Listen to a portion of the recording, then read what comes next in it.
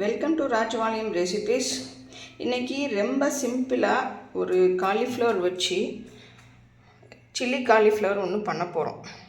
Chilli and garlic மட்டும்தான், வேறு எதுவும் இதுக்கு அதுதான் மெயின். அதனால் இதுக்கு சில்லி கார்லிக்னு அப்படின்னு சொல்லலாம். இது ரொம்ப சிம்பிளாக பண்ண போகிறோம்.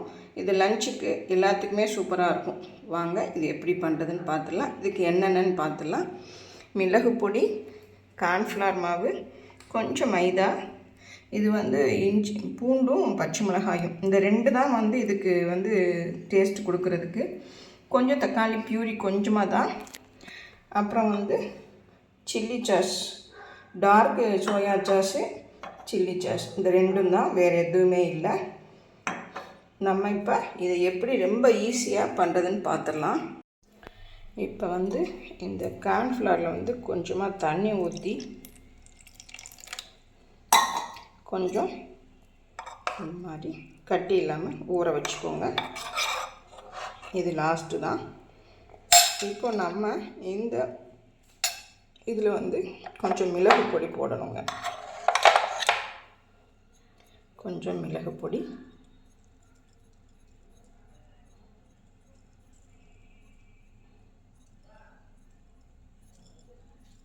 இப்படி போட்டுக்கோங்க.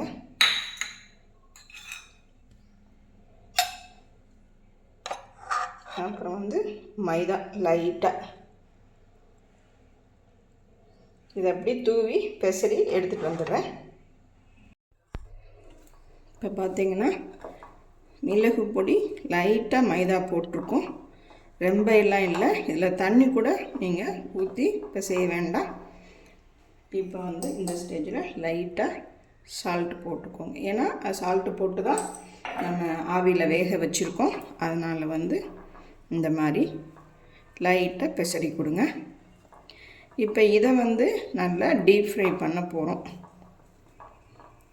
பாருங்கள், அவ்வளோதான். இப்போ அடுப்பில் எண்ணெய் சூடாகிட்டு இருக்குது இந்த சைடில். இப்போ பார்த்திங்கன்னா தெரியும். இப்போ இது கொஞ்சம் எண்ணெய் காஞ்சோன்னு டீப் ஃப்ரை பண்ணிடலாம். இப்போ ஸ்டவ்வில் ஆயில் நல்லா சூடாகிடுச்சிங்க. இதை இப்படி தனித்தனியாக போட்டு பொரித்து எடுத்துக்கலாம்.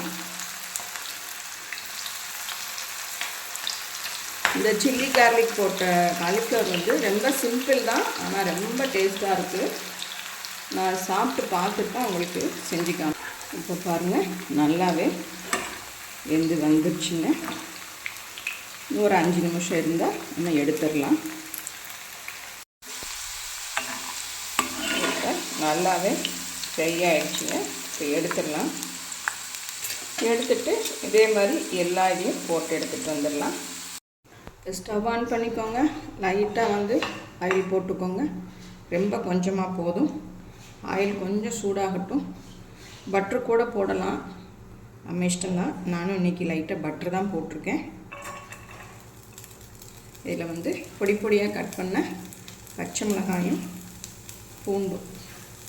இந்த கார்லிக் சில்லி இந்த டேஸ்ட்டு தான் அதுக்கு இந்த காலிஃப்ளவருக்கு டேஸ்ட்.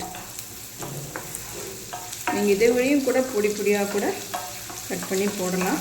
ஆனால் எனக்கு இது வாயில் தட்டுப்படுறதுக்கு பிடிக்கும் அப்படின்னு சொல்லிட்டு நான் கொஞ்சம் பெருசாக பண்ணியிருக்கேன். நீங்கள் இன்னும் குட்டி குட்டியாக கூட கட் பண்ணிக்கலாம். இந்த டேஸ்ட்டு ரொம்ப அட்டகாசமாக இருக்குங்க. இது இந்த ஸ்மெல்லே பார்த்திங்கன்னா தட்டை கீழே வைக்கவே விடாது, அவ்வளோ சூப்பராக இருக்கும். சாப்பிடணுன்னே தோணிக்கிட்டு இருக்கும். இது நல்லா செவக்க வறுக்கணும். இப்போ பார்த்திங்கன்னா நல்லாவே கலர் சேஞ்ச் ஆகுது, உங்களுக்கே தெரியும். நல்லாவே கலர் ஆகிடுச்சு. இப்போ கொஞ்சமாக இவ்வளோ தான் தக்காளி பியூரி, இன்னும் கொஞ்சமாக டார்க் சோயா சாஸ்,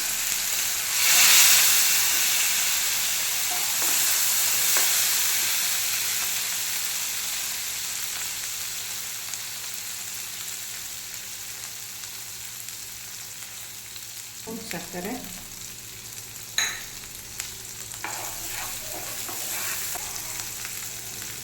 ஒரு குட்டி ஸ்பூனில் 1 ஸ்பூன் கார்ன் ஸ்டார்ச், அவ்வளோதான்.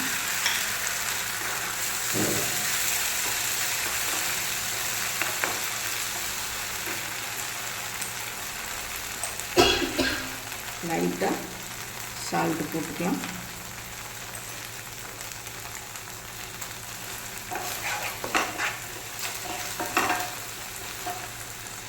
இப்போ பார்த்திங்கன்னா பருப்பு வச்ச காலிஃப்ளவர் போட்டுக்கலாம். அவ்வளோதாங்க, ரெடி ஆகிடுச்சு நம்மளோட சில்லி கார்லிக். இப்போ ரெடி ஆகிடுச்சிங்க. இப்போ வந்து டேஸ்ட்டு பார்த்துட்டு உங்களுக்கு சொல்கிறேன். நம்மளோட சில்லி கார்லிக் காலிஃப்ளவர் வந்து ரெடி ஆகிடுச்சிங்க. இப்படி தான் இருக்குது. ரொம்ப ஆனால் டேஸ்ட்டாக இருக்குது. நீங்கள் இது ஸ்நாக்ஸாகவும் சாப்பிட்லாம், ரசம் சாதத்தும் பால் சாதத்து கூடயும் சாப்பிட்லாம். ரொம்பவும் டேஸ்ட்டாக வந்தது. நீங்களும் செஞ்சு பாருங்கள். செஞ்சு பார்த்துட்டு, இப்போ லீவில் குழந்தைங்க வீட்டில் இருப்பாங்க, அடிக்கடி ஏதாவது கேட்டுகிட்டே இருப்பாங்க. அப்போ நீங்கள் ஈஸியாக இந்த மாதிரி செஞ்சு கொடுங்க. ரொம்பவே டேஸ்ட்டாக அட்டகாசமாக வந்திருக்குது. நீங்கள் செஞ்சு பார்த்துட்டு எனக்கு கமெண்ட் பண்ணுங்கள். தேங்க்யூ.